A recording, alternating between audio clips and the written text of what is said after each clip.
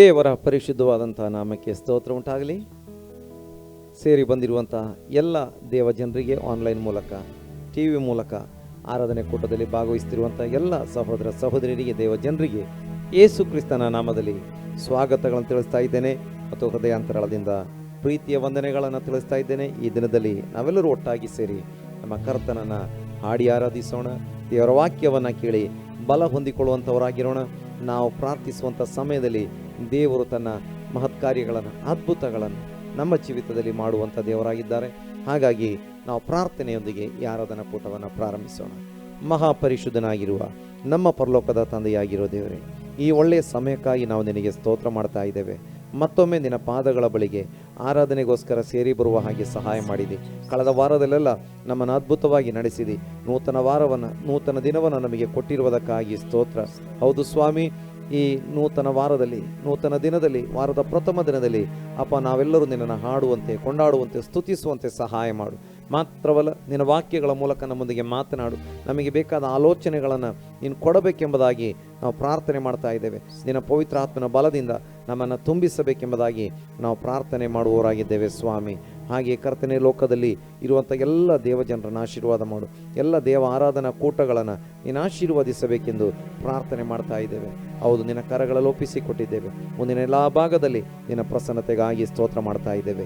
ಯೇಸು ಕ್ರಿಸ್ತನ ನಾಮದಲ್ಲಿ ತಂದೆ, ಆಮೇನ್, ಆಮೇನ್. ದೇವರ ಪರಿಶುದ್ಧವಾದಂಥ ನಾಮಕ್ಕೆ ಸ್ತೋತ್ರ ಉಂಟಾಗಲಿ. ನಾವೆಲ್ಲರೂ ಕರ್ತನನ್ನು ಹಾಡುತ್ತಾ, ಕೊಂಡಾಡುತ್ತಾ ನಮ್ಮ ಕರ್ತನನ್ನು ಸ್ತುತಿಸುವಂಥವರಾಗಿರೋಣ. ಯಾಕಂದರೆ ನಮ್ಮ ಕರ್ತನು ನಮ್ಮ ಆಶ್ರಯ ಗಿರಿಯಾಗಿದ್ದಾನೆ, ನಮ್ಮ ಕಾಯುವ ಕರ್ತನಾಗಿದ್ದಾನೆ.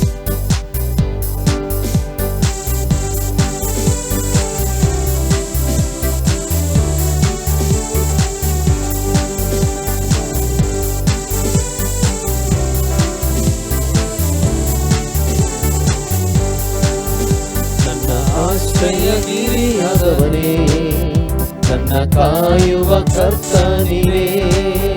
ನನ್ನ ಆಶ್ರಯಗಿರಿಯಾದವನೇ, ನನ್ನ ಕಾಯುವ ಕರ್ತನಿರೇ. ಬಲವು ಮಹತ್ವವುಳ್ಳವನೇ, ಮಹಿಮೆಗೆ ಯೋಗ್ಯನಿರೇ. ಬಲವು ಮಹತ್ವವುಳ್ಳವನೇ, ಮಹಿಮೆಗೆ ಯೋಗ್ಯನಿರೇ. ಆರಾಧನೆ ನಿಮಗೆ, ಆರಾಧನೆ ನಿಮಗೆ, ಆರಾಧನೆ ನಿಮಗೆ, ಆರಾಧನೆ ನಿಮಗೆ, ಆರಾಧನೆ ನಿಮಗೆ, ಆರಾಧನೆ ನಿಮಗೆ, ಆರಾಧನೆ ನಿಮಗೆ, ಆರಾಧನೆ ನಿಮಗೆ. ನಿನ್ನ ರೆಕ್ಕೆಯ ನೆರಳಿನಲ್ಲಿ ನಾನೆಂದು ಆನಂದಿಸುವೆ. ನಿನ್ನ ರೆಕ್ಕೆಯ ನೆರಳಿನಲ್ಲಿ ನಾನೆಂದು ಆನಂದಿಸುವೆ. ಪರಿಶುದ್ಧನೇ ನನ್ನ ಪೋಷಕನೇ, ಸ್ತುತಿಗೆ ಯೋಗ್ಯನಿರೇ. ಪರಿಶುದ್ಧನೇ ನನ್ನ ಪೋಷಕನೇ, ಸ್ತುತಿಗೆ ಯೋಗ್ಯನಿರೇ. ಆರಾಧನೆ ನಿಮಗೆ, ಆರಾಧನೆ ನಿಮಗೆ, ಆರಾಧನೆ ನಿಮಗೆ, ಆರಾಧನೆ ನಿಮಗೆ, ಆರಾಧನೆ ನಿಮಗೆ, ಆರಾಧನೆ ನಿಮಗೆ, ಆರಾಧನೆ ನಿಮಗೆ, ಆರಾಧನೆ ನಿಮಗೆ. ನನ್ನ ಬಲಹೀನ ಸಮಯದಲ್ಲಿ ನಿನ್ನ ಕೃಪೆಯನ್ನು ನೀಡಿರುವೆ. ನನ್ನ ಬಲಹೀನ ಸಮಯದಲ್ಲಿ ನಿನ್ನ ಕೃಪೆಯನ್ನು ನೀಡಿರುವೆ. ಯೇಸು ರಾಜ ನನ್ನ ಬಲವಾದ, ಯಾವುದಕ್ಕೂ ಭಯಪಡೆನು. ಯೇಸು ರಾಜ ನನ್ನ ಬಲವಾದ, ಯಾವುದಕ್ಕೂ ಭಯಪಡೆನು. ಆರಾಧನೆ ನಿಮಗೆ, ಆರಾಧನೆ ನಿಮಗೆ, ಆರಾಧನೆ ನಿಮಗೆ, ಆರಾಧನೆ ನಿಮಗೆ, ಆರಾಧನೆ ನಿಮಗೆ.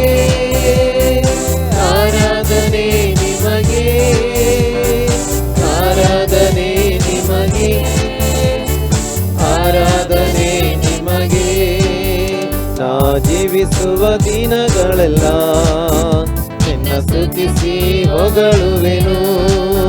ನಾ ಜೀವಿಸುವ ದಿನಗಳೆಲ್ಲ ನಿನ್ನ ಸ್ತುತಿಸಿ ಹೊಗಳುವೆನು. ರಾಜಾನಿ ಮಾಡಿದ ಉಪಕಾರವು ಎಂದೆಂದು ಸ್ಮರಿಸುವೆನು. ರಾಜಾನಿ ಮಾಡಿದ ಉಪಕಾರವು ಎಂದೆಂದು ಸ್ಮರಿಸುವೆನು. ಆರಾಧನೆ ನಿಮಗೆ, ಆರಾಧನೆ ನಿಮಗೆ, ಆರಾಧನೆ ನಿಮಗೆ, ಆರಾಧನೆ ನಿಮಗೆ, ಆರಾಧನೆ ನಿಮಗೆ, ಆರಾಧನೆ ನಿಮಗೆ, ಆರಾಧನೆ ನಿಮಗೆ, ಆರಾಧನೆ ನಿಮಗೆ. ನಾ ಜೀವಿಸುವ ದಿನಗಳೆಲ್ಲ ನಿನ್ನ ಸ್ತುತಿಸಿ ಹೊಗಳುವೆನು. ನಾ ಜೀವಿಸುವ ದಿನಗಳೆಲ್ಲ ನಿನ್ನ ಸ್ತುತಿಸಿ ಹೊಗಳುವೆನು. ರಾಜಾನಿ ಮಾಡಿದ ಉಪಕಾರವು ಎಂದೆಂದು ಸ್ಮರಿಸುವೆನು. ರಾಜಾನಿ ಮಾಡಿದ ಉಪಕಾರವು ಎಂದೆಂದು ಸ್ಮರಿಸುವೆನು. ಆರಾಧನೆ ನಿಮಗೆ, ಆರಾಧನೆ ನಿಮಗೆ, ಆರಾಧನೆ ನಿಮಗೆ, ಆರಾಧನೆ ನಿಮಗೆ, ಆರಾಧನೆ ನಿಮಗೆ, ಆರಾಧನೆ ನಿಮಗೆ, ಆರಾಧನೆ ನಿಮಗೆ, ಆರಾಧನೆ ನಿಮಗೆ. ನನ್ನ ಆಶ್ರಯ ಗಿರಿಯಾದವನೇ, ನನ್ನ ಕಾಯುವ ಕರ್ತ ನೀನೇ.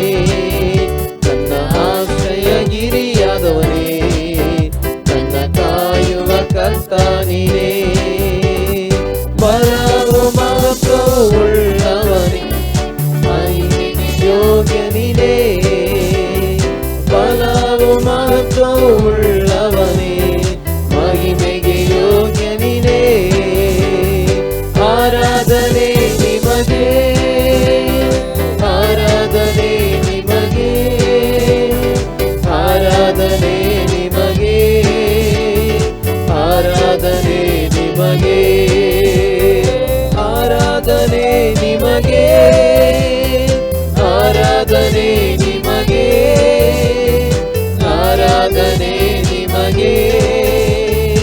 ಆರಾಧನೆ ನಿಮಗೆ, ಆರಾಧನೆ ನಿಮಗೆ, ಆರಾಧನೆ ನಿಮಗೆ, ಆರಾಧನೆ ನಿಮಗೆ, ಆರಾಧನೆ ನಿಮಗೆ,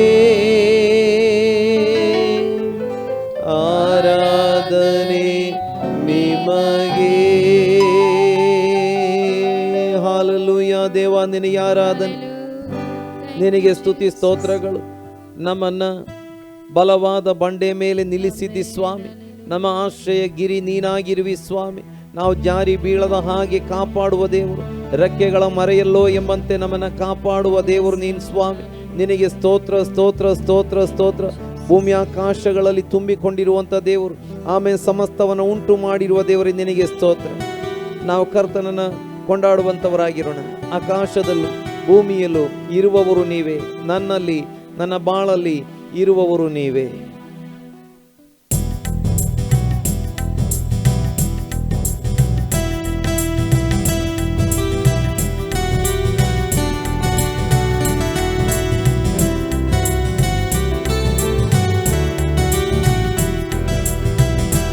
ಆಕಾಶದಲ್ಲೂ ಭೂಮಿಯಲ್ಲೂ ಇರುವವರು ನೀವೇ, ನನ್ನಲ್ಲಿ ನನ್ನ ಬಾಳಲ್ಲಿ ಇರುವವರು ನೀವೇ.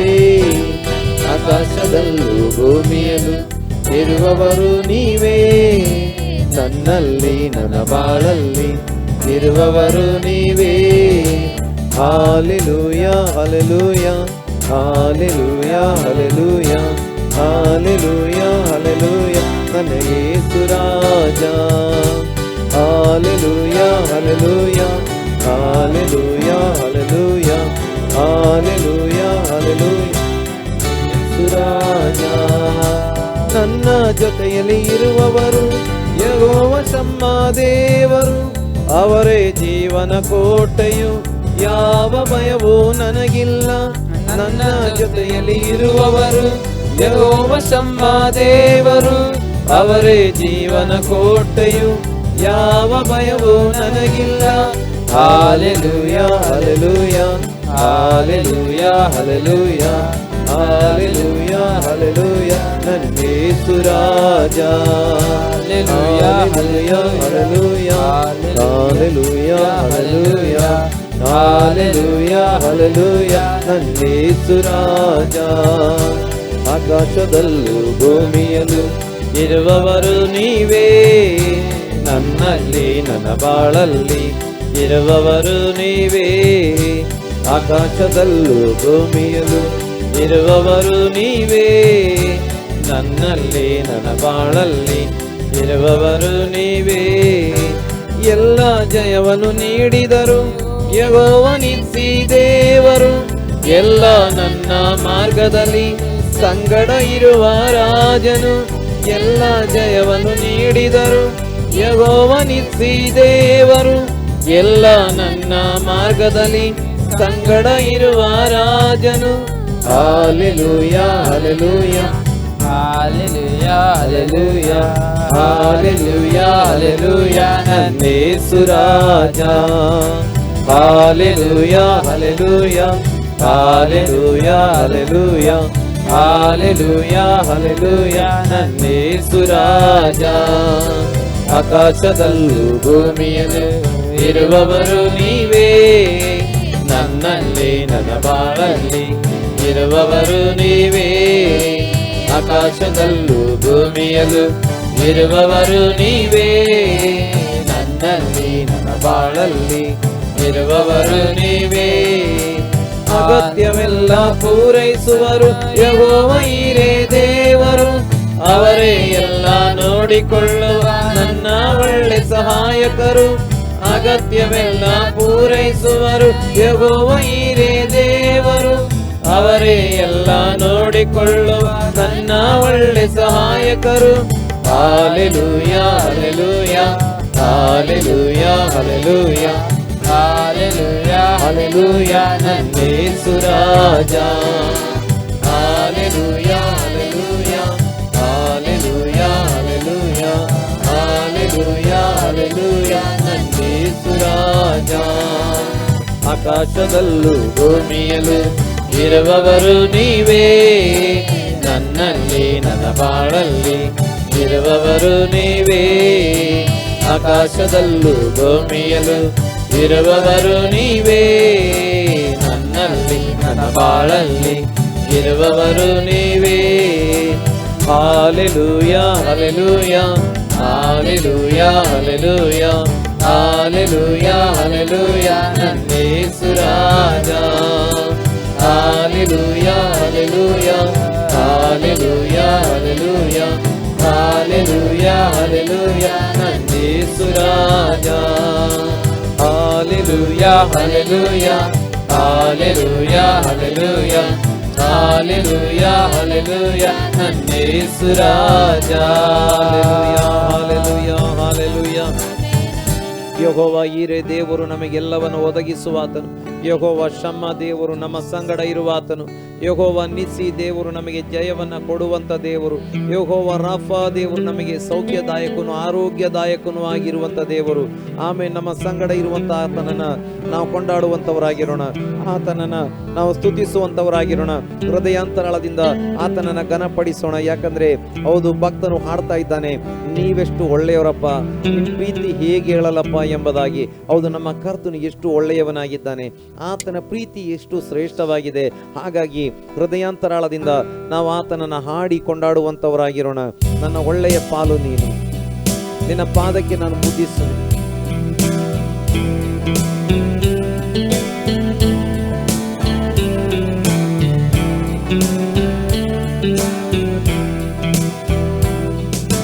ನೀವೆಷ್ಟು ಒಳ್ಳೆಯರಪ್ಪ, ಪ್ರೀತಿ ಹೇಗಿಲ್ಲಪ್ಪ, ನೀವೆಷ್ಟು ಒಳ್ಳೆಯರಪ್ಪ, ನಿನ್ನ ಪ್ರೀತಿ ಹೇಗಿಲ್ಲಪ್ಪ. ಈ ಹಾಡು ನಿನಗಾಗಿಯೇ ಹಾಡುವೆ ನನ್ನೇಸುವೆ, ಈ ಹಾಡು ನಿನಗಾಗಿಯೇ ಹಾಡುವೆ ನನ್ನೇಸುವೆ. ನನ್ನ ಒಳ್ಳೆ ಪಾಲು ನೀಯೇಸಯ್ಯ, ನಿನಗಿಂತ ದೇವರು ಬೇರಿಲ್ಲಯ್ಯ. ನನ್ನ ಒಳ್ಳೆ ಪಾಲು ನೀಯೇಸಯ್ಯ, ನಿನಗಿಂತ ದೇವರು ಬೇರಿಲ್ಲಯ್ಯ. ನಿನ್ನ ಪಾದಕ್ಕೆ ಮುತ್ತಿಡುವೆ, ನಿನ್ನನ್ನೇ ಪ್ರೀತಿಸುವೆ, ನಿನ್ನ ಪಾದಕ್ಕೆ ಮುತ್ತಿಡುವೆ, ನಿನ್ನನ್ನೇ ಪ್ರೀತಿಸುವೆ. ಜೀವನವೆಲ್ಲ ನಿನಗಾಗಿ ಹಾಡಿ ಹೊಗಳುವೆ, ಜೀವನವೆಲ್ಲ ನಿನಗಾಗಿ ಹಾಡಿ ಹೊಗಳುವೆ. ನೀವೆಷ್ಟು ಒಳ್ಳೆಯರಪ್ಪ, ನಿನ್ನ ಪ್ರೀತಿ ಹೇಗೇಳಪ್ಪ, ನೀವೆಷ್ಟು ಒಳ್ಳೆಯರಪ್ಪ, ನಿನ್ನ ಪ್ರೀತಿ ಹೇಗೇಳಪ್ಪ. ಈ ಹಾಡು ನಿನಗಾಗಿಯೇ ಹಾಡುವೆನು ನನ್ನೇಸುವೆ, ಈ ಹಾಡು ನಿನಗಾಗಿಯೇ ಹಾಡುವೆನು ನನ್ನೇಸುವೆ. ಈ ನನ್ನ ಜೀವ ನಿನ್ನದೇಸಯ್ಯ, ಉಸಿರೆಲ್ಲ ನಿನ್ನದೇ ಓ ಏಸಯ್ಯ. ಈ ನನ್ನ ಜೀವ ನಿನ್ನದೇಸಯ್ಯ, ಉಸಿರೆಲ್ಲ ನಿನ್ನದೇ ಓ ಏಸಯ್ಯ. ನೀನಿರದ ಒಂದು ಕ್ಷಣ ಬದುಕೆಲ್ಲ ಪರಿಶೂನ್ಯ, ನೀನಿರದ ಒಂದು ಕ್ಷಣ ಬದುಕೆಲ್ಲ ಪರಿಶೂನ್ಯ. ನೀನಿರಲು ಬಾಳೆಲ್ಲ ಹರುಷಾನಂದ, ನೀನಿರಲು ಬಾಳೆಲ್ಲ ಹರುಷಾನಂದ. ನೀವೆಷ್ಟು ಒಳ್ಳೆಯರಪ್ಪ, ನಿನ್ನ ಪ್ರೀತಿ ಹೇಗೇಳಪ್ಪ, ನೀವೆಷ್ಟು ಒಳ್ಳೆಯರಪ್ಪ, ನಿನ್ನ ಪ್ರೀತಿ ಹೇಗೇಳಪ್ಪ. ಈ ಹಾಡು ನಿನಗಾಗಿಯೇ ಹಾಡುವೆನು ನನ್ನೇಸುವೆ, ಈ ಹಾಡು ನಿನಗಾಗಿಯೇ ಹಾಡುವೆನು ನನ್ನೇಸುವೆ. ಪರಲೋಕವೆಲ್ಲ ನಿನದೇಸಯ್ಯ, ನಾನು ಕೂಡ ಅಲ್ಲಿಗೆ ಬರುವೇನಯ್ಯ. ಪರಲೋಕವೆಲ್ಲ ನಿನದೇಸಯ್ಯ, ನಾನು ಕೂಡ ಅಲ್ಲಿಗೆ ಬರುವೇನಯ್ಯ. ಬೇಗನೆ ಬರಲಿರುವೆ, ಕೈ ಹಿಡಿದು ಕರೆದೊಯ್ಯುವೆ, ನೀ ಬೇಗನೆ ಬರಲಿರುವೆ, ಕೈ ಹಿಡಿದು ಕರೆದೊಯ್ಯುವೆ. ಶಾಶ್ವತ ಸ್ಥಾನದಿ ನನ್ನನ್ನು ನೀನೇ ನಿಲ್ಲಿಸುವೆ, ಶಾಶ್ವತ ಸ್ಥಾನದಿ ನನ್ನನ್ನೇ ನೀನೇ ನಿಲ್ಲಿಸುವೆ. ನೀವೆಷ್ಟು ಒಳ್ಳೆಯರಪ್ಪ, ನಿನ್ನ ಪ್ರೀತಿ ಹೇಗೇಳಪ್ಪ, ನೀವೆಷ್ಟು ಒಳ್ಳೆಯರಪ್ಪ, ನಿನ್ನ ಪ್ರೀತಿ ಹೇಗೇಳಪ್ಪ. ಈ ಹಾಡು ನಿನಗಾಗಿಯೇ ಹಾಡುವೆನು ನನ್ನೇಸುವೆ, ಈ ಹಾಡು ನಿನಗಾಗಿಯೇ ಹಾಡುವೆನು ನನ್ನೇಸುವೆ. ನನ್ನ ಪಾಲು ನೀಸಯ್ಯ, ನಿನಗಿಂತ ದೇವರು ಬೇರಿಲ್ಲಯ್ಯ. ನನ್ನ ಒಳ್ಳೆ ಪಾಲು ನೀಸಯ್ಯ, ನಿನಗಿಂತ ದೇವರು ಬೇರಿಲ್ಲಯ್ಯ. ನಿನ್ನ ಪಾದಕ್ಕೆ ಮುದ್ದಿಡುವೆ, ನಿನ್ನನ್ನೇ ಪ್ರೀತಿಸುವೆ. ನಿನ್ನ ಪಾದಕ್ಕೆ ಮುದ್ದಿಡುವೆ, ನಿನ್ನನ್ನೇ ಪ್ರೀತಿಸುವೆ. ಜೀವನವೆಲ್ಲ ನಿನಗಾಗಿ ಹಾಡಿ ಹೊಗಳುವೆ. ಜೀವನವೆಲ್ಲ ನಿನಗಾಗಿ ಹಾಡಿ ಹೊಗಳುವೆ. ನೀವೆಷ್ಟು ಒಳ್ಳೆಯರಪ್ಪ, ನಿನ್ನ ಪ್ರೀತಿ ಏಕೇಲಪ್ಪ. ನೀವೆಷ್ಟು ಒಳ್ಳೆಯರಪ್ಪ, ನಿನ್ನ ಪ್ರೀತಿ ಏಕೇಲಪ್ಪ. ಈ ಹಾಡು ನಿನಗಾಗಿಯೇ ಹಾಡುವೆನು ನನ್ನೇಸುವೆ.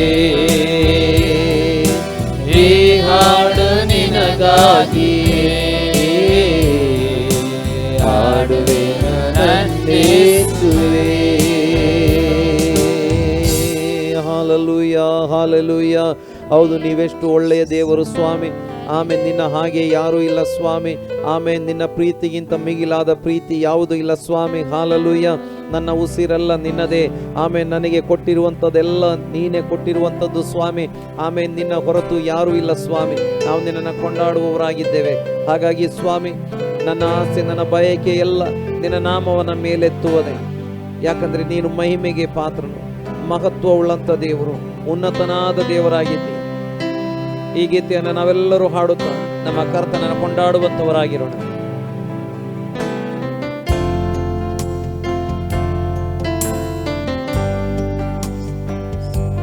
ನನ್ನ ಆಸೆ, ನನ್ನ ಬಯಕೆ ನಿನ್ನ ನಾಮವ ಮೇಲೆತ್ತುವುದೇ.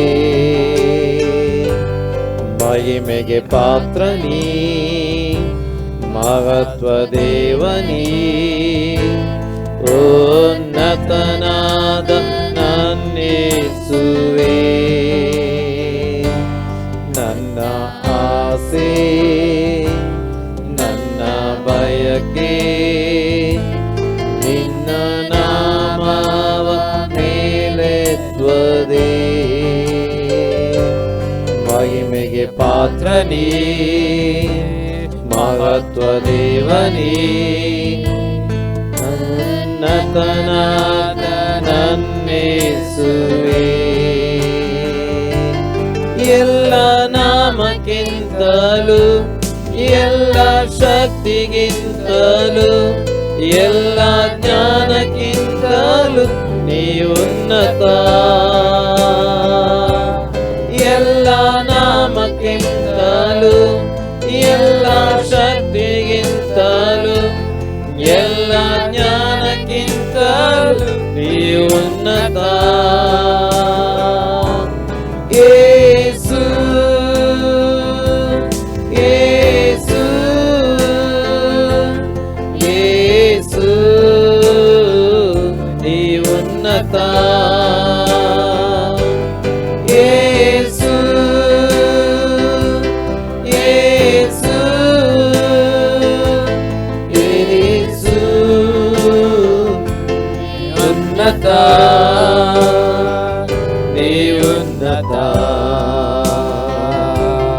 ರಕ್ಷಣೆ ನೀಡುವ ನಾಮ ನಿನ್ನದು, ಸ್ವಸ್ಥತೆ ಕೊಡುವ ನಾಮ ನಿನ್ನದು, ಬಿಡುಗಡೆ ಕೊಡುವ ನಾಮ ನಿನ್ನದು ಯೇಸು. ವೈರಿಯ ಓಡಿಸುವ ನಾಮ ನಿನ್ನದು, ಶಾಪವ ಮುರಿಯುವ ನಾಮ ನಿನ್ನದು, ಪಾಪವ ತೊಳೆಯು ನಾಮ ನಿನ್ನದು ಯೇಸು. ರಕ್ಷಣೆ ನೀಡುವ ನಾಮ ನಿನ್ನದು, ಸ್ವಸ್ಥತೆ ಕೊಡುವ ನಾಮ ನಿನ್ನದು, ಬಿಡುಗಡೆ ಕೊಡುವ ನಾಮ ನಿನ್ನದು ಯೇಸು. ವೈರಿಯ ಓಡಿಸುವ ನಾಮ ನಿನ್ನದು, ಶಾಪವ ಮುರಿಯುವ ನಾಮ ನಿನ್ನದು, ಪಾಪವ ತೊಳೆಯುವ ನಾಮ ನಿನ್ನದು ಯೇಸು. ಎಲ್ಲ ಪಾಪ ಮುರಿಯುವುದು, ಎಲ್ಲ ವ್ಯಾಧಿ ನೀಗುವುದು, ಎಲ್ಲ ಬಾಧೆ ತೀರುವುದು ನಿನ್ನಾಮದೇ. ಎಲ್ಲ ಪಾಪ ಮುರಿಯುವುದು, ಎಲ್ಲ ವ್ಯಾಧಿ ನೀಗುವುದು, ಎಲ್ಲ ಬಾಧೆ ತೀರುವುದು ನಿನ್ನಾಮದೇ. ಯೇಸು ಯೇಸು ಯೇಸು ನೀ ಉನ್ನತ. ಯೇಸು ಯೇಸು ಯೇಸು ನೀ ಉನ್ನತ. ಯೇಸು ಯೇಸು ಯೇಸು ನೀ ಉನ್ನತ, ನೀ ಉನ್ನತ. ನನ್ನ ಆಸೆ ನನ್ನ ಬಯಕೆ ನಿನ್ನ ನಾಮವ ಮೇಲೆತ್ತುವುದೇ. ಮಹಿಮೆಗೆ ಪಾತ್ರ ನೀ, ಮಹತ್ವ ದೇವನೀ, ಉನ್ನತನಾದ ನನ್ನೇಸುವೆ. ನನ್ನ ಆಸೆ ನನ್ನ ಬಯಕೆ ನಿನ್ನ ನಾಮವ ಮೇಲೆತ್ತುವುದೇ. ಮಹಿಮೆಗೆ ಪಾತ್ರ ನೀ, ಮಹತ್ವ ದೇವನೀ, ಉನ್ನತನಾದ ನನ್ನೇಸುವೆ. Hallelujah hallelujah. ಆಮೇಲೆ ರಕ್ಷಣೆ ನೀಡುವ ನಾಮ, ಆಮೇಲೆ ಬಿಡುಗಡೆ ಕೊಡುವ ನಾಮ, ಸೌಖ್ಯ ಕೊಡುವಂತ ನಾಮ, ಶತ್ರುವಾದ ಸೈತಾನನ ಕೈಯಿಂದ ತಪ್ಪಿಸುವಂತ ನಾಮ, ಎಲ್ಲ ಶಾಪಗಳನ್ನು ಮುರಿಯುವ ನಾಮ, ಎಲ್ಲ ಪಾಪ ಬಂಧನದಿಂದ ಬಿಡಿಸುವ ನಾಮ, ಅದು ಎಲ್ಲ ನಾಮಕ್ಕಿಂತ ಮೇಲಾದ ನಾಮ. ಅದು ನಮ್ಮ ಕರ್ತನಾಗಿರುವ ಯೇಸು ಕ್ರಿಸ್ತನ ನಾಮ. ಆತನ ನಾಮ ಎಲ್ಲ ನಾಮಕ್ಕಿಂತಲೂ, ಎಲ್ಲ ಶಕ್ತಿಗಿಂತಲೂ, ಜ್ಞಾನಕ್ಕಿಂತಲೂ ಉನ್ನತವಾದ ನಾಮ. ಹಾಗಾಗಿ ಆತನ ಕರಗಳಲ್ಲಿ ನಮ್ಮನ್ನು ಒಪ್ಪಿಸಿಕೊಡೋಣ. ಈ ದಿನದಲ್ಲಿ ಸ್ವಲ್ಪ ಹೊತ್ತು ನಮ್ಮ ಕರ್ತನನ್ನು ಆರಾಧಿಸುವಂತೆ, ನಮ್ಮ ಕರ್ತನನ್ನು ಕೊಂಡಾಡುವಂತೆ ನಮ್ಮ ದೇವರು ನಮಗೆ ಸಹಾಯ ಮಾಡಿದ್ದಾನೆ.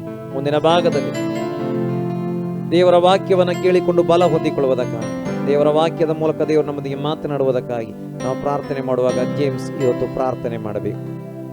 ಯೇಸುವೆ ದೇವರೇ ಸ್ತೋತ್ರ ಕರ್ತನೆ, ಒಳ್ಳೆ ಸಮಯಕ್ಕಾಗಿ ಕರ್ತನೆ ಸ್ತೋತ್ರ ಯೇಸುವೆ. ಹಾಲೆಲೂಯ ಕರ್ತನೆ, ಈ ಸಮಯದಲ್ಲಿ ಕರ್ತನೆ ಹಾಲೆಲೂಯ ದೇವರೇ ನಿಮ್ಮನ್ನು ದೇವರೇ ಆಡಲು ಸ್ತುತಿಸಲು ದೇವರೇ ಕೊಟ್ಟ ಸಮಯಕ್ಕಾಗಿ ಸ್ತೋತ್ರ ಕರ್ತನೆ ಯೇಸುವೆ. ಹಾಲೆಲೂಯ ಕರ್ತನೆ, ಈ ಸಮಯದಲ್ಲಿ ಕರ್ತನೆ ಹಾಲೆಲೂಯ ಕರ್ತನೆ ಹಾಲೆಲೂಯ ನಿನ್ನ ವಾಕ್ಯದೊಂದಿಗೆ ನಮ್ಮೊಂದಿಗೆ ಮಾತನಾಡು ಕರ್ತನೆ ದೇವರೇ ಸ್ತೋತ್ರ. ಹಾಲೆಲೂಯ ನಮಗೆ ಬೇಕಾದ ಕರ್ತನೆ ಹಾಲೆಲೂಯ ಕರ್ತನೆ ಮನ್ನವನ್ನು ದೇವರೇ ಈ ದಿನದಲ್ಲಿ ನಮಗೆ ಒದಗಿಸಿಕೊಡು ಕರ್ತನೆ ಸ್ತೋತ್ರ. ಹಾಲೆಲೂಯ ಕರ್ತನೆ, ಬೇರೆ ಯಾರಿಗೆಲ್ಲ ಕರ್ತನೆ ಯೇಸುವೆ ಹಾಲೆಲೂಯ ಆನ್ಲೈನ್ ಮುಖಾಂತರ ಮತ್ತು ಟಿವಿ ಮುಖಾಂತರ ನೋಡ್ತಿದ್ದಾರೆ ಕರ್ತನೆ, ಅವರಿಗೆಲ್ಲರಿಗೂ ಕರ್ತನೆ ಯೇಸುವೆ ನಿನ್ನ ದೇವರೇ ಸ್ಪರ್ಶ ಉಂಟಾಗಬೇಕು ದೇವರೇ ಸ್ತೋತ್ರ. ಹಾಲೆಲೂಯ ರೋಗಿಗಳಿಗೆ ಮತ್ತು ಕರ್ತನೆ ಹಾಲೆಲೂಯ ಬೇರೆ ಸಮಸ್ಯೆಗಳಲ್ಲಿರೋರು ಎಲ್ಲರಿಗೂ ಕರ್ತನೆ ನೀನು ದೇವರೇ ಬಿಡುಗಡೆಯನ್ನು ದೇವರೇ ಕೊಡೋದಕ್ಕಾಗಿ ಸ್ತೋತ್ರ ಕರ್ತನೆ. ಹಾಲೆಲೂಯ ಕರ್ತನೆ ಯೇಸುವೆ ನಮ್ಮೊಂದಿಗೆ ಕರ್ತನೆ ನೀನು ಕರ್ತನೆ ಈ ದಿನದಲ್ಲಿ ಮಾತನಾಡು ಕರ್ತನೆ, ನಮಗೆ ಬೇಕಾದ ವಾಕ್ಯಗಳನ್ನು ಕರ್ತನೆ ನೀನು ದೇವರ ಸೇವಕರ ಮುಖಾಂತರವಾಗಿ ದೇವರೇ ಹಾಲೆಲೂಯ ನಮಗೆ ದೇವರು ಒದಗಿಸಿಕೊಡು ದೇವರೇ ಸ್ತೋತ್ರ. ಹಾಲೆಲೂಯ ಕರ್ತನೆ ನಮ್ಮೊಂದಿಗೆ ಮಾತನಾಡೋದಕ್ಕಾಗಿ ಸ್ತೋತ್ರ ಕರ್ತನೆ. ಹಾಲೆಲೂಯ ಕರ್ತನೆ ಎಲ್ಲವನ್ನು ನಿನ್ನ ಕರಗಳಲ್ಲಿ ಒಪ್ಪಿಸಿದ್ದೇನೆ ದೇವರೇ ಸ್ತೋತ್ರ. ಹಾಲೆಲೂಯ ಪ್ರಾರ್ಥನೆ ಕೇಳಿದಕ್ಕೆ ಬೇಕಾಗಿ ಸ್ತೋತ್ರ ತಂದೆ ಯೇಸು ನಮ್ಮದಲ್ಲಿ ಬೇಡಿ ಹೊಂದಿದ್ದೇನೆ ತಂದೆಯಾದ ದೇವರೇ.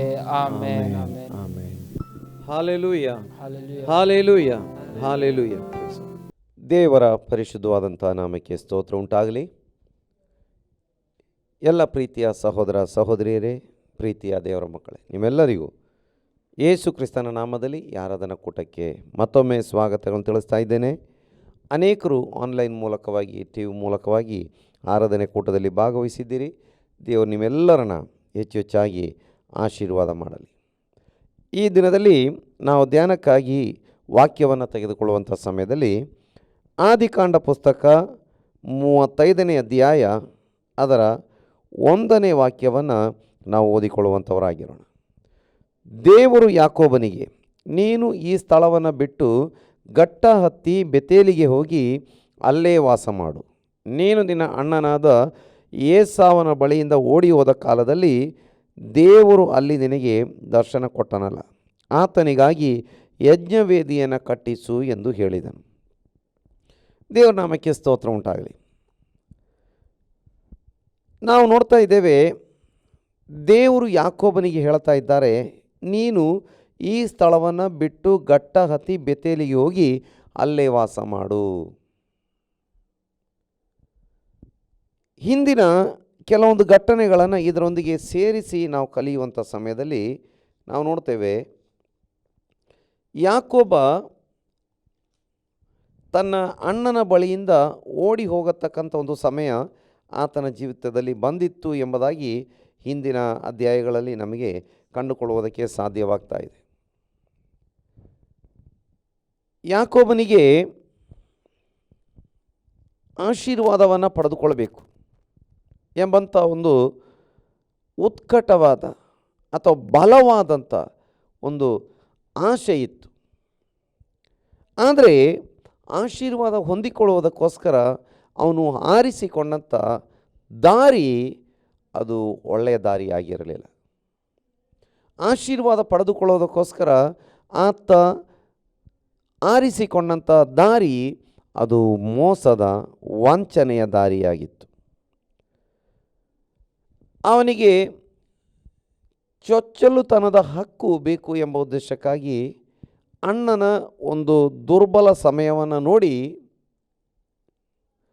ಅಣ್ಣನ ಒಂದು ಬಲಹೀನತೆಯನ್ನು ಅಥವಾ ಬಂಡವಾಳ ಮಾಡಿಕೊಂಡು ಅಣ್ಣನ ಕೈಯಿಂದ ಚೊಚ್ಚಲುತನದ ಹಕ್ಕನ್ನು ಆತ ತನ್ನ ಕೈಗೆ ತೆಗೆದುಕೊಂಡಿದ್ದ.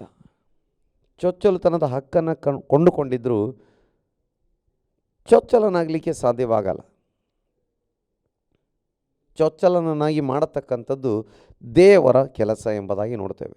ಆದರೆ ಚೊಚ್ಚಲನಿಗೆ ಸಂಬಂಧಪಟ್ಟಂಥ ಆ ಹಕ್ಕುಗಳು ಅಥವಾ ಜವಾಬ್ದಾರಿಕೆಗಳು ಸಿಗ್ತವೆ.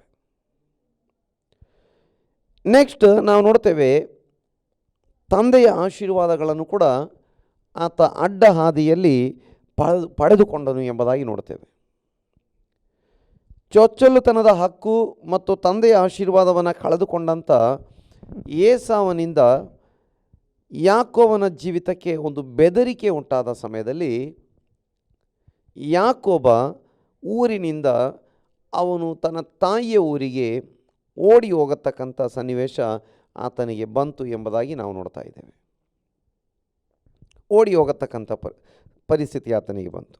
ಈಗ ಓಡಿ ಹೋಗುವಂಥ ಪರಿಸ್ಥಿತಿಯಲ್ಲಿ ಆತನಿಗೆ ಆತನ ಕೈಯಲ್ಲಿ ಆತನಿಗೆ ಏನೂ ಇಲ್ಲ, ಒಂದು ಕೋಲು.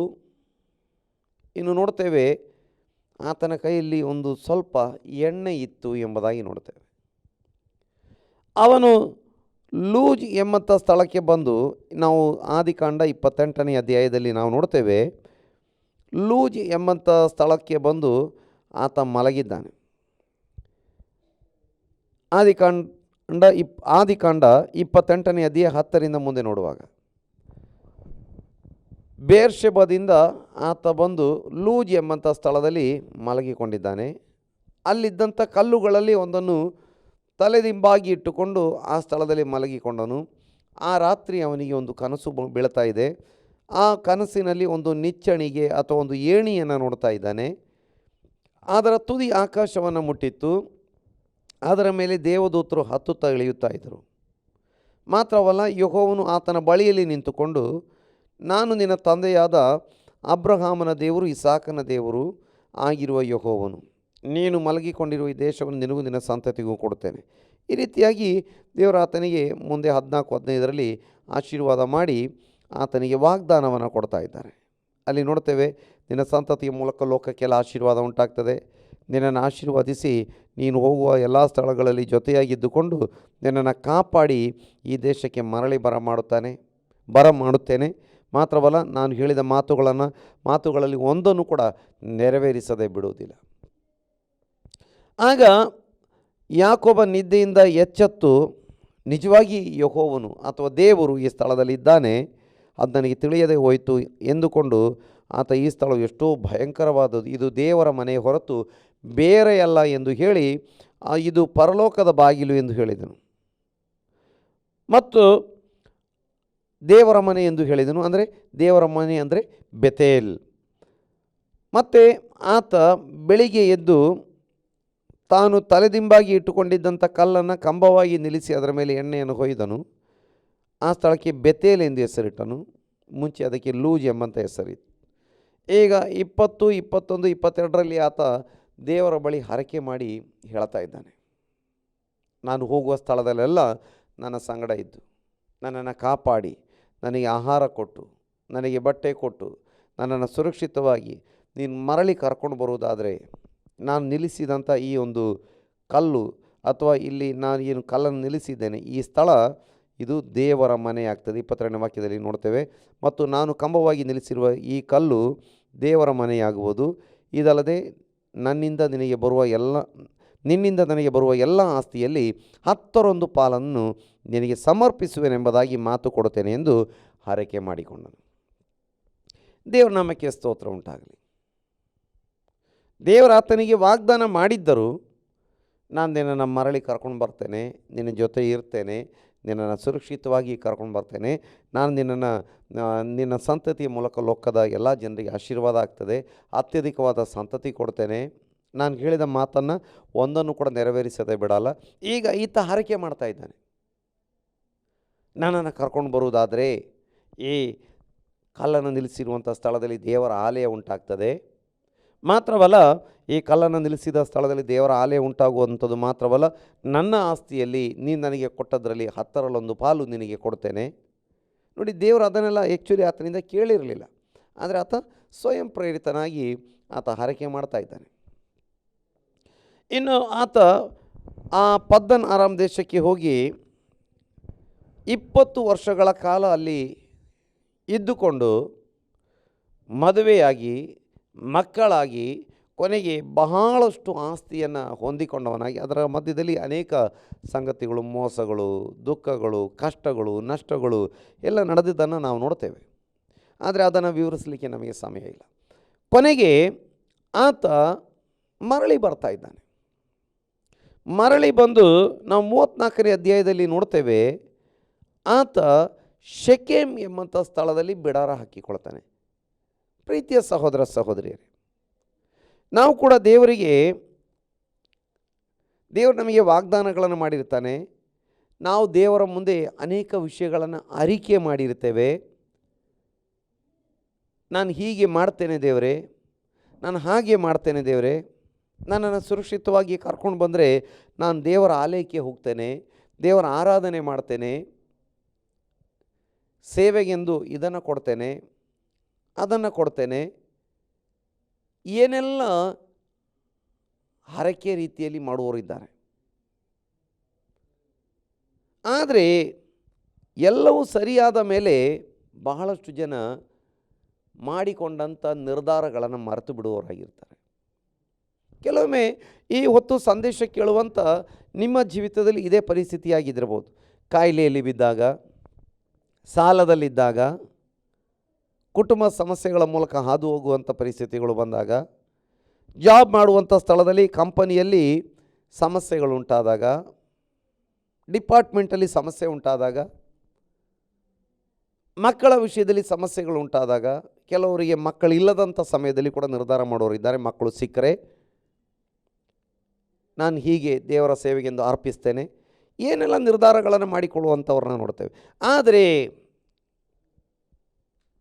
ಕಾಲಕ್ರಮೇಣ ಅಥವಾ ಸಮಯ ಕಳೆಯುತ್ತಾ ಬಂದಾಗ ಮಾಡಿದಂಥ ನಿರ್ಧಾರಗಳನ್ನು ಮರೆತು ಹೋಗುವಂಥವ್ರನ್ನ ನಾವು ನೋಡ್ತಾ ಇದ್ದೇವೆ. ನೋಡಿ, ಯಾಕೋಬನ ಜೀವಿತದಲ್ಲಿ ಕೂಡ ಇದೇ ಪರಿಸ್ಥಿತಿ ಆತನಿಗೆ ಉಂಟಾಯಿತು. ಮಾಡಿದ ನಿರ್ಧಾರಗಳು ಆತನಿಗೆ ನೆನಪಿಗೆ ಬರದೇ ಹೋಯಿತು ಅಥವಾ ಬೇಕೆಂದೇ ಅದನ್ನು ಬಿಟ್ಟು ಬಿಟ್ಟನು ಎಂಬುದಾಗಿ ನೋಡ್ತೇವೆ.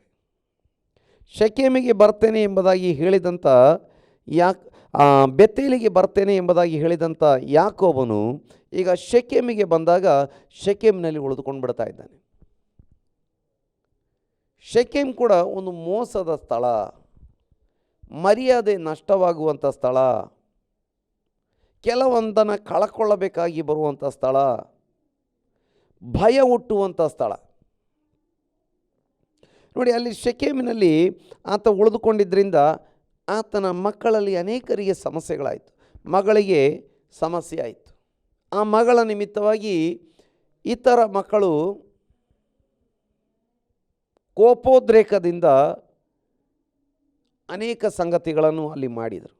ಕೊನೆಗೆ ಯಾಕೋಬನಿಗೂ ಇಡೀ ಕುಟುಂಬಕ್ಕೂ ಜೀವ ಬೆದರಿಕೆಯ ರೀತಿಯ ಭಯ ಆವರಿಸಿಕೊಂಡಿತು ಎಂಬುದಾಗಿ ನಾವು ನೋಡ್ತೇವೆ. ಒಂದು ವೇಳೆ ಯಾಕೋಬನು ದೇವರ ಮಾತನ್ನು ಪದ್ದನಾರಾಮಿನಲ್ಲಿ ಕೇಳಿ ಅವನು ನೇರವಾಗಿ ಬೆತೇಲಿಗೆ ಬಂದಿದ್ದರೆ ಇಂಥ ಸಮಸ್ಯೆಗಳನ್ನು ಅವಾಯ್ಡ್ ಮಾಡ್ಕೊಳ್ಳಿಕ್ಕೆ ಆಗ್ತಾಯಿತ್ತು. ಮಗಳು ದೀನಳ ಜೀವಿತದಲ್ಲಿ ಸಮಸ್ಯೆ ಆಯಿತು. ಇನ್ನು ಆ ದೀನಳ ನಿಮಿತ್ತವಾಗಿ ದೀನಳ ಸಹೋದರರು ಸಿಮೆಯೋನ ಮತ್ತು ಲೇವಿ ಕೋಪದಿಂದ ಆ ಶೆಕೆಮ್ ಪಟ್ಟಣದವರ ಮೇಲೆ ದಾಳಿ ಮಾಡಿದರು. ನೋಡಿ, ಕೊನೆಗೆ ಅವರು ಮಾಡಿದಂಥ ಆ ಕೋಪದಿಂದ ಮಾಡಿದ ಕೆಲಸದ ನಿಮಿತ್ತ ನಂತರದ ದಿನಗಳಲ್ಲಿ ಅವರಿಗೆ ಆ ಸಿಮೆಯೋನ ಮತ್ತು ಲೇವಿಯ ವಂಶಕ್ಕೆ ಕೆಲವೊಂದು ಆಶೀರ್ವಾದಗಳು ಕಳೆದು ಹೋದವು ಎಂಬುದಾಗಿ ನೋಡ್ತೇವೆ. ನೋಡಿ, ಅನೇಕ ರೀತಿಯಲ್ಲಿ ಆಗಬಾರದ ಕಾರ್ಯಗಳು ಆಗ್ತಾ ಇದ್ದಾವೆ. ನನ್ನ ಪ್ರೀತಿಯ ಸಹೋದರ ಸಹೋದರಿ,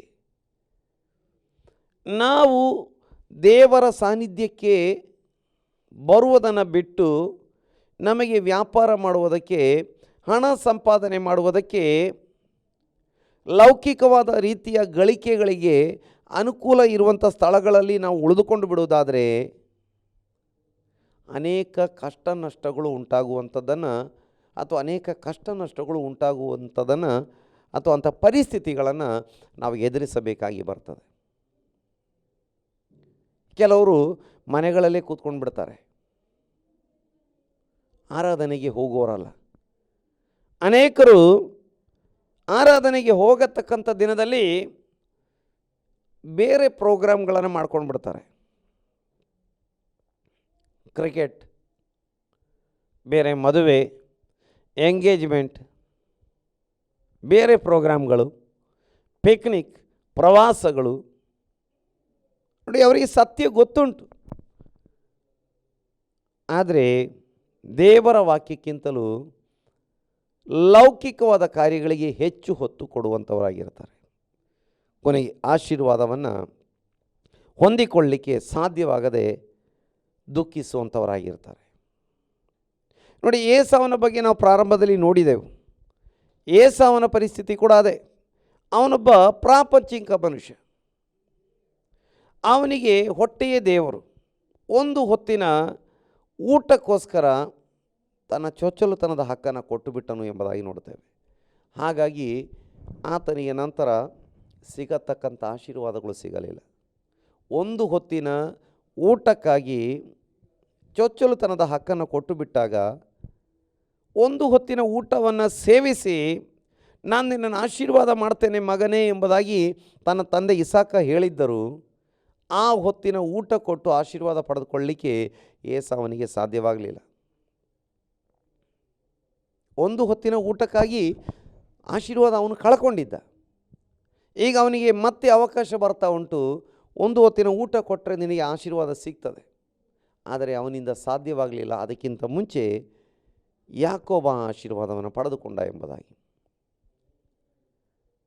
ನನ್ನ ಪ್ರೀತಿಯ ಸಹೋದರ ಸಹೋದರಿಯರೇ, ಅನೇಕರು ಒಂದು ಹೊತ್ತಿನ ಊಟಕ್ಕಾಗಿ ಅಥವಾ ಈ ಲೋಕದ ಜೀವಿತದ ಕೆಲವೊಂದು ಆಶೀರ್ವಾದಗಳಿಗಾಗಿ ಬೆತೇಲಿನ ಆಶೀರ್ವಾದಗಳನ್ನು, ಬೆತೇಲಿನ ಅನುಭವಗಳನ್ನು ಕಳೆದುಕೊಳ್ಳುವಂಥವರಾಗಿರ್ತಾರೆ. ಆದರೆ ಇಲ್ಲಿ ನಾವು ನೋಡ್ತಾ ಇದ್ದೇವೆ, ಕೊನೆಗೆ ದೇವರ ಕೃಪೆ, ದೇವರು ಏನು ಮಾಡ್ತಾ ಇದ್ದಾರೆ? ದೇವರು ಯಾಕೋಬನಿಗೆ, ನೀನು ಈ ಸ್ಥಳವನ್ನು ಬಿಟ್ಟು ಗಟ್ಟಾ ಹತ್ತಿ ಬೆತೇಲಿಗೆ ಹೋಗಿ ಅಲ್ಲೇ ವಾಸ ಮಾಡು. ನೀನು ನಿನ್ನ ಅಣ್ಣನಾದ ಏಸಾವನ ಬಳಿಯಿಂದ ಓಡಿ ಹೋದ ಕಾಲದಲ್ಲಿ ದೇವರು ಅಲ್ಲಿ ನಿನಗೆ ದರ್ಶನ ಕೊಟ್ಟನಲ್ಲ, ಆತನಿಗಾಗಿ ಯಜ್ಞವೇದಿಯನ್ನು ಕಟ್ಟಿಸು ಎಂದು ಹೇಳಿದನು. ಈಗ ದೇವರು ಹೇಳುತ್ತಿದ್ದಾರೆ, ಈ ಸ್ಥಳವನ್ನು ಬಿಟ್ಟು ಗಟ್ಟಾ ಹತ್ತಿ ಬೆತೇಲಿಗೆ ಹೋಗಿ ಅಲ್ಲೇ ವಾಸ ಮಾಡು. ಅವನಿದ್ದದ್ದು ಒಂದು ತಗ್ಗು ಪ್ರದೇಶ. ಬೆತೇಲ್ ಎಂದು ಒಂದು ಎತ್ತರವಾದ ಪ್ರದೇಶ, ಬೆಟ್ಟಗಳ ಪ್ರದೇಶ. ಈಗ ದೇವರು ಹೇಳ್ತಾ ಇದ್ದಾರೆ, ನೀನು ಎತ್ತರದ ಸ್ಥಳಕ್ಕೆ ಹೋಗು. ನೋಡಿ, ಇದಕ್ಕೆ ತುಂಬ ಆತ್ಮಿಕ ಅರ್ಥಗಳನ್ನು ನಮಗೆ ನೋಡಲಿಕ್ಕೆ ಸಾಧ್ಯವಾಗ್ತಾ ಇದೆ. ದೇವರ ಪ್ರಸನ್ನತೆಯಲ್ಲಿ ನಾವು ಬರಬೇಕು ಅಂದರೆ ನಾವು ಎತ್ತರಕ್ಕೆ ಬರಬೇಕು, ಅಥವಾ ನಾವು ಮೇಲಕ್ಕೆ ಬರಬೇಕು. ಆತ್ಮಿಕ ಜೀವಿತದಲ್ಲಿ ನಾವು ಮೇಲಕ್ಕೆ ಬರಬೇಕು, ಎತ್ತರಕ್ಕೆ ಬರಬೇಕು, ನಾವು ಬೆಳೆಯಬೇಕು ಎಂಬುದಾಗಿ. ಈ ತಗ್ಗು ಶೆಕೆಮ್ ಪ್ರದೇಶ ಏನು ತೋರಿಸ್ತದೆ? ಲೋಕವನ್ನು, ಲೋಕದ ವ್ಯವಹಾರಗಳನ್ನು, ಲೋಕದ ಸಂಬಂಧಗಳನ್ನು, ಲೋಕದ ಕನೆಕ್ಷನ್ಗಳನ್ನು, ಲೋಕದ ಲಿಂಕ್ಗಳನ್ನು ನಮಗೆ ತೋರಿಸುವಂಥದ್ದಾಗಿದೆ. ಅಲ್ಲಿ ಅವರು ಅನೇಕ ರೀತಿಯ ಆಲೋಚನೆಗಳನ್ನು ಮಾಡಿಕೊಂಡಿರ್ತಾರೆ. ಇವರೊಂದಿಗೆ ನಾವು ಮದುವೆಯಾಗೋಣ, ಇವರಿಗೆ ನಮ್ಮ ಹೆಣ್ಣುಗಳನ್ನು ಕೊಡೋಣ, ಅವರ ಹೆಣ್ಣುಗಳನ್ನು ನಾವು ತಕ್ಕೊಳ್ಳೋಣ, ಇವರೊಂದಿಗೆ ನಾವು ಒಂದು ಜನಾಂಗವಾಗೋಣ, ನಾವು ಒಟ್ಟಿಗೆ ವ್ಯಾಪಾರ ಮಾಡೋಣ.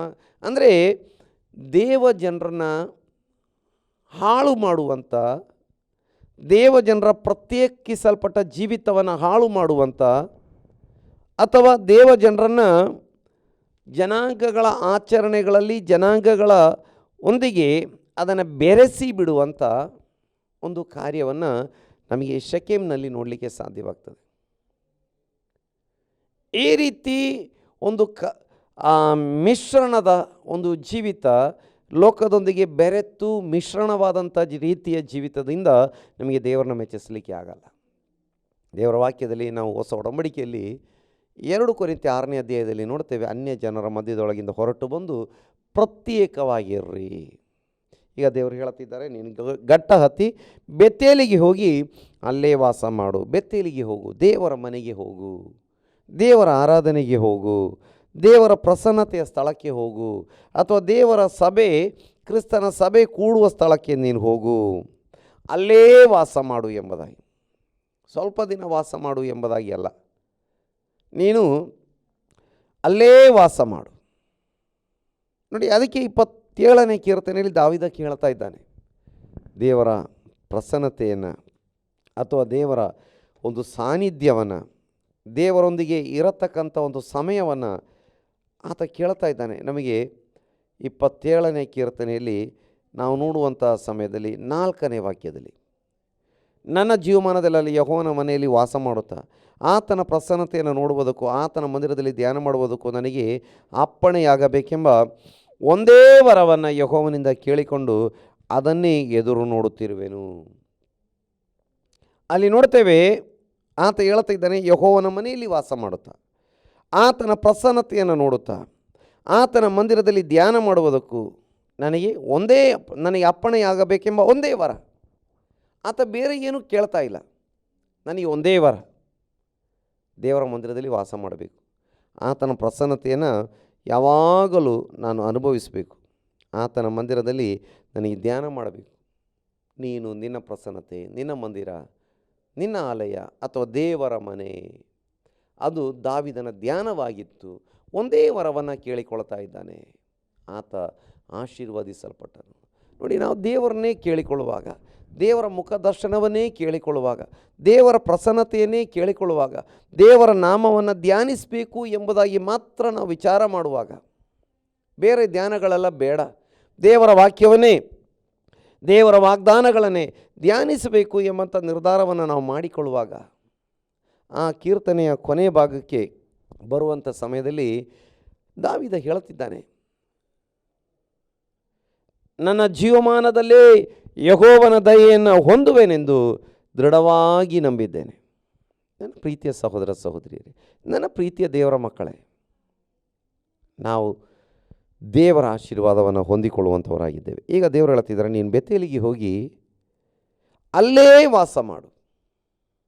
ಶೆಕೆಮ್ ಅಥವಾ ಲೌಕಿಕವಾದಂಥ ಬೆನಿಫಿಟ್ ಸಿಗ್ತದೆ, ಆಶೀರ್ವಾದ ಸಿಗ್ತದೆ ಎಂಬುದಾಗಿ ಇರುವಂಥ ಸ್ಥಳದಲ್ಲಿ ಅಲ್ಲ, ನಾನು ದೇವರ ಸಾನ್ನಿಧ್ಯ ಇರುವಲ್ಲಿ ವಾಸ ಮಾಡ್ತೇನೆ.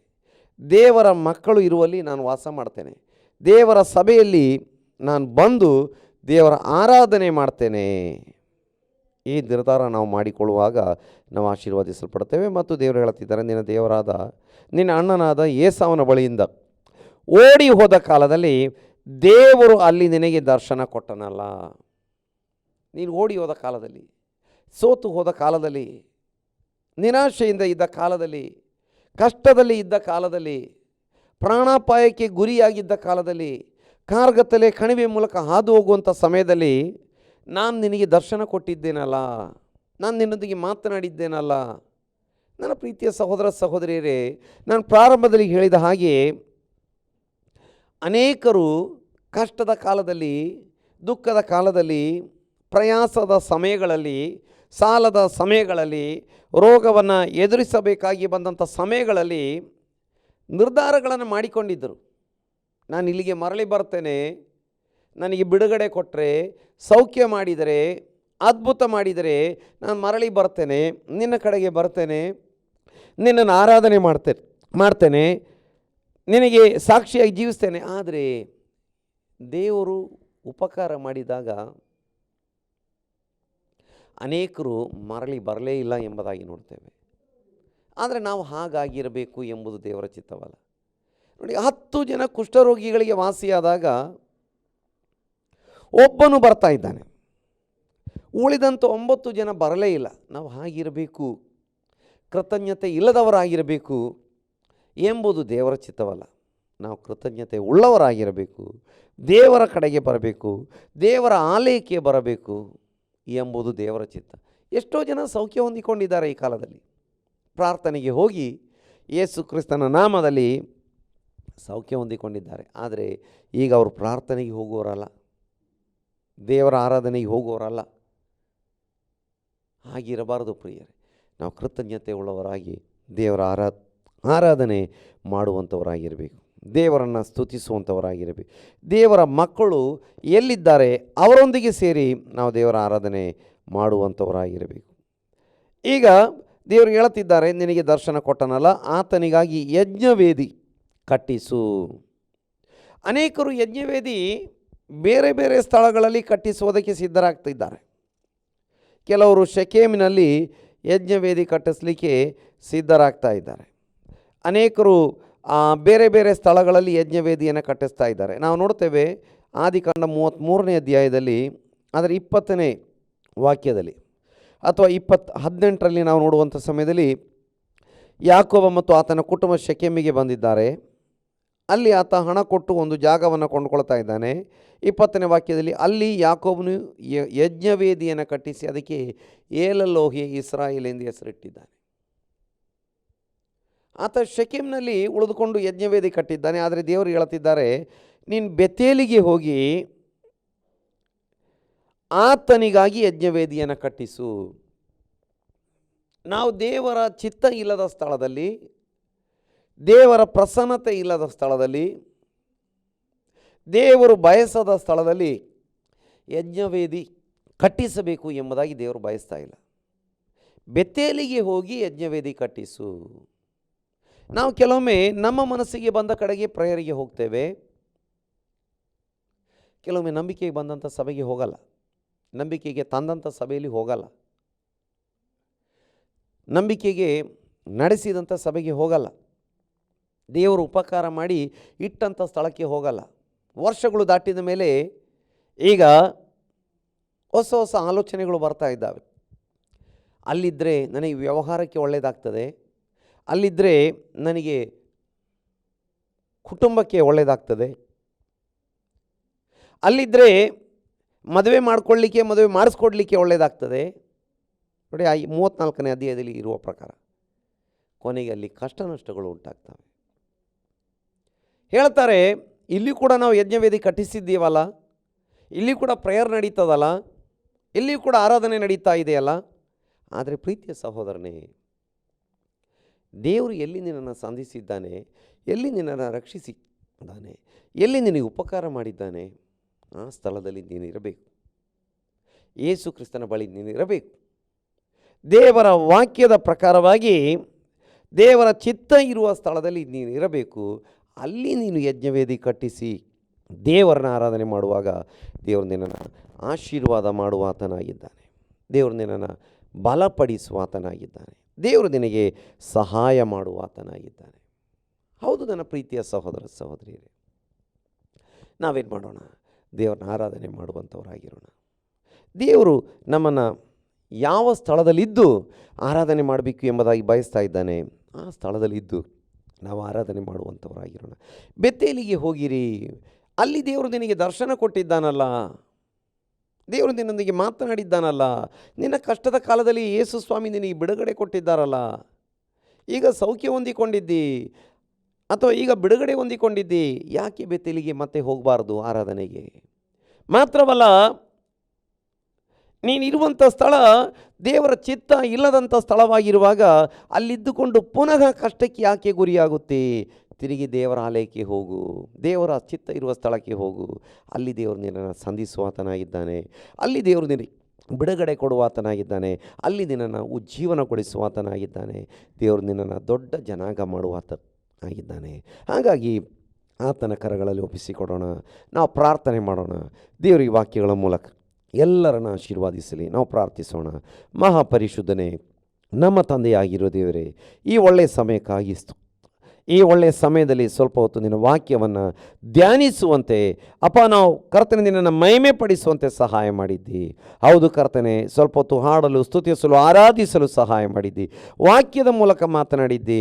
ಹೌದು, ಯಾಕೋಬನಿಗೆ ನೀನು ಬೆತ್ತೇಲಿಗೆ ಹೋಗಿ ಅಲ್ಲಿ ಯಜ್ಞವೇದಿ ಕಟ್ಟಿ ಅಲ್ಲಿ ಆರಾಧಿಸು ಎಂಬುದಾಗಿ, ಅಲ್ಲೇ ವಾಸಿಸು ಎಂಬುದಾಗಿ ಹೇಳಿದ ಪ್ರಕಾರವಾಗಿ, ಹೌದು ಸ್ವಾಮಿ, ಯಾವಾಗಲೂ ನಾವು ಬೆತ್ತೇಲಿನ ಅನುಭವವುಳ್ಳವರಾಗಿ ದೇವರ ಮನೆಯಲ್ಲಿ ಉಳಿದುಕೊಳ್ಳುವವರಾಗಿ, ದೇವರ ಮನೆಯಲ್ಲೇ ಉಳಿದುಕೊಳ್ಳುವವರಾಗಿ, ಅಲ್ಲೇ ಯಜ್ಞವೇದಿ ಕಟ್ಟಿಸಿ ಆರಾಧನೆ ಮಾಡುವವರಾಗಿರುವಂತೆ ನೀನು ಸಹಾಯ ಮಾಡು. ಇವತ್ತು ನನ್ನೊಂದಿಗೆ ಸೇರಿ ಪ್ರಾರ್ಥನೆ ಮಾಡುವವರಿದ್ದಾರೆ ಸ್ವಾಮಿ, ನೀನು ಅವ್ರನ್ನ ಆಶೀರ್ವದಿಸು. ಅವರಲ್ಲಿ ಅನೇಕರು ಶೆಕೆಮ್ ಪ್ರದೇಶದ ಒಂದು ಅನುಭವದಲ್ಲಿದ್ದಾರೆ.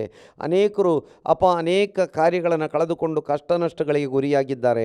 ಅವರೆಲ್ಲರೂ ಬೆತ್ತೇಲಿಗೆ ಬರುವಂತೆ, ಬೆತ್ತೇಲಿನ ಅನುಭವಕ್ಕೆ ಬರುವಂತೆ, ಬೆತ್ತೇಲಿನ ಆಶೀರ್ವಾದಗಳನ್ನು ಹೊಂದಿಕೊಳ್ಳುವಂತೆ ನೀನು ಅವರಿಗೆ ಸಹಾಯ ಮಾಡು.